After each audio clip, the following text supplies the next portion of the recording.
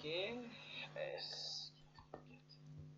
Oke, selamat siang. Assalamualaikum warahmatullahi wabarakatuh. Pada kesempatan kali ini saya akan menjelaskan sedikit saja tentang apa itu UML dan yang analisis use case. UML. Nah, UML atau lebih dikenal dengan Unified Modeling Language atau sebuah bahasa yang berdasarkan gambar atau grafik untuk memvisualisasikan, menspesifikasikan, membangun, mendokumentasikan dari sebuah sistem pengembangan software berbasis objek oriented. Nah, untuk anak ilmu komputer biasanya diagram atau segala macam gambar untuk mendokumentasikannya yang berdasarkan apa sih sistem A, B, C, D itu mereka biasanya mendokumentasikannya menggunakan UML. Makanya UML ini udah seperti apa ya, ibaratnya anak ilmu komputer yang SI, TI itu udah harus paham sama ini. Nah, UML sendiri juga memberikan standar penulisan sebuah sistem blueprint yang meliputi konsep bisnis, proses penulisan kelas-kelas dalam bahasa pemrograman yang spesifik, skema database, dan komponen-komponen. Nah, kalau berbicara tentang apa rancangan sama blueprint itu ada hal yang berbeda ya. Biasanya UML ini dipakai kita untuk merancang sesuatu pada program, pada aplikasi apa. Sedangkan blueprint itu adalah hasil jadinya yang didokumentasikan. Jadi kadang kan ada orang keliru, mana sih blueprint rancangan softwarenya? Lah, nggak masuk akal. Kalau blueprint itu berarti kan kita itu menggambarkan, mendokumentasikan barang yang udah jadi. Sedangkan kalau rancangan itu kan kita baru ngerancang, belum tahu jadinya seperti apa. Ibaratnya kayak gitu. Rancangan itu sebelum dia terjadi, kalau blueprint ini sesudah dia terjadi. Jadi UML tidak hanya merupakan sebuah bahasa pemrograman visual saja. UML ini sebenarnya bukan bahasa pemrograman ya. Dia itu hanya tools atau bisa dibilang standar anak-anak komputer atau orang-orang ahli dalam komputer untuk membuat suatu diagram atau mendokumentasikan suatu sistem dalam bentuk lebih spesifik. Di rancangan segala macam itu mereka pakai UML. Begitu juga mengenai mendokumentasikan dapat dilakukan seperti requirement arsitektur. Nah, semuanya bisa. Di UML itu ada yang terpisah itu kan, mulai dari activity diagram sampai deployment diagram. Tergantung kebutuhannya. Misalkan, saya mau mendokumentasikan proses bisnis, berarti kalian larinya ke activity diagram.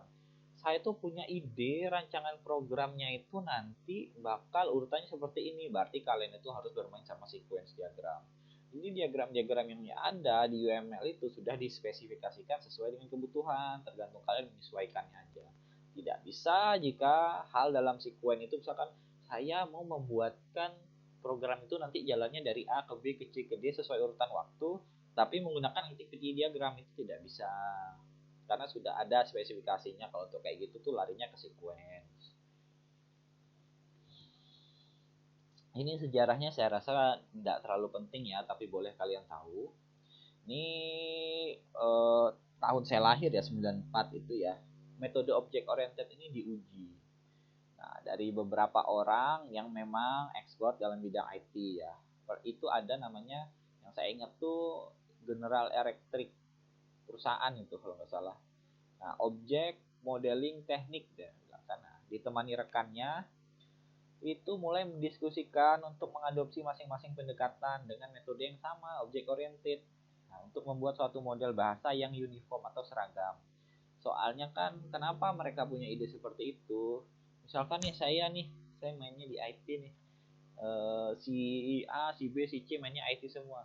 Kalau kami semua punya apa sih namanya model bahasa yang tidak serempak gitu kan, aku pakai segitiga untuk ini, aku lingkaran untuk pakai ini, kan gak enak. Makanya ada yang namanya Unified Modeling Language, makanya ada nama Unified itu agar dapat digunakan seluruh dunia dan menjadi kayak apa sih ya, acuan lah. Nah, 3 elemen utama dari UML ada building block, aturan yang menyatakan bagaimana building block diletakkan secara bersamaan. Nah, Building block UML itu pertama ada benda, kemudian ada relationship, kemudian ada diagram. Nah, kalau bendanya itu mulai dari kelas, interface, collaboration, use case, dan node. Hubungan itu adalah dependency, association, generalization, dan realization. Kalau diagram itu banyak ya, use case sampai deployment. Totalnya ada 13 ini. Tapi di sini ada 1, 2, 3, 4, 5, 6, 7, 8, 9. Ini kelas, ini sudah saya jelaskan. Nah, kelas itu kurang lebih kayak gini formatnya. Ada inheritance, thing, ada collaboration. Ini enggak itulah ya. Maksudnya ini kembali lagi kepada kita dengan konsep bahasa pemrograman yang kita pahami. Tapi yang saya mau tekankan pada UML ini ada di diagramnya. Karena kalau diagramnya udah benar, rancangan udah bagus, kita menerapkannya juga enak. Kalau use case itu digunakan untuk menjelaskan sistem pengusulan, ya bisa juga. Use case bisa dipakai misalkan saya itu pengen punya program yang nanti berhubungan ke A, ke B, ke C, ke D. Nah, inti dari desainnya itu atau rancangan itu kita bisa pakai use case. Ataupun sudah ada nih sistem yang terbuat nih. Kalian mau mendokumentasikannya dengan versi kalian. Apa sih namanya? Ya boleh pakai use case juga. Padahal kan kalau kita anak IT, kalau sistem itu sudah jadi, itu saya yakin mereka rancangan use case-nya pasti sudah ada. Cuman kan tidak mudah untuk didistribusikan. Kelas diagram menjelaskan tabel relasi database. Nah, ini ya. Kadang itu kelas diagram sama IR diagram itu sama, padahal beda. Kalau kelas diagram itu terstruktur, IR diagram itu dia tidak terstruktur. Gitu. Ada objek diagram, state diagram, sequence diagram, menjelaskan user menggunakan aplikasi yang diimplementasikannya. Ya, jadi bagaimana cara kita sebagai user menggunakan aplikasi. Contoh aja gampangnya nih. Kalau kalian buka program apa misalnya, Shopee, bisa nggak kalian langsung belanja tanpa login? Bisa, loginnya di belakang kan ya, apa segala macam bisa. Nah, sekarang saya tanya, bisa nggak kalian bayar tanpa login? Nggak bisa kan? Nah, maksudnya seperti itu sequence diagram. Dia menjelaskan menggunakan aplikasi itu seperti apa dengan tahapan urutan waktu. Jadi makin ke bawah itu yang terakhir dikerjakannya. Nanti ada blok-bloknya juga. Kemudian ada collaboration diagram, activity diagram ini menjelaskan proses bisnis. Nah, di sini banyak yang keliru nih.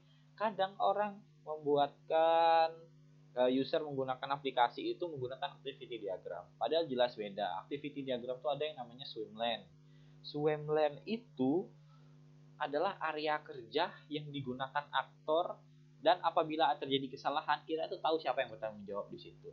Sedangkan misalkan sistem A nih, ternyata sistem A bermasalah, siapa yang tanggung jawab? Apakah sistem? Nggak masuk akal ya, makanya activity diagram ini hanya menjelaskan proses bisnis, tidak menjelaskan isi kerja dari dalam sistem, kayak gitu. Kemudian ada komponen diagram, ada deployment diagram. Nah, udah, saya akan jelasnya cuma sampai situ doang, situ aja. Saya rasa selebihnya bisa kalian baca juga. Nah, kalau ada apa-apa silahkan kita diskusikan di grup itu, di grup kita. Sekian dari saya. Assalamualaikum warahmatullahi wabarakatuh. Jangan lupa bahagia.